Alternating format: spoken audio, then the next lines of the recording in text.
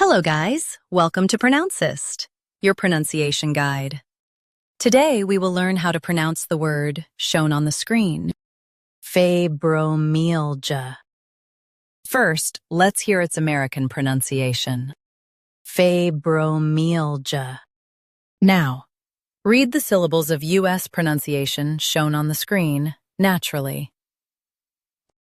Fi, bro, my, al, j, fibromyalgia, fi, bro, my, al, j, fibromyalgia.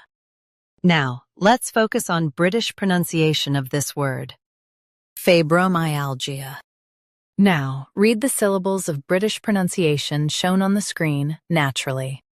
Fi, bruh, my, al, g, fibromyalgia. Fi, bruh, my, al, g, fibromyalgia. Stress all and keep j gentle. Fibromyalgia. Fibromyalgia. Practice repeatedly and you'll soon be able to say this word perfectly. The best way to practice is to repeat the syllable multiple times. The meaning of the word is chronic pain condition. Try repeating this word several times to improve your pronunciation.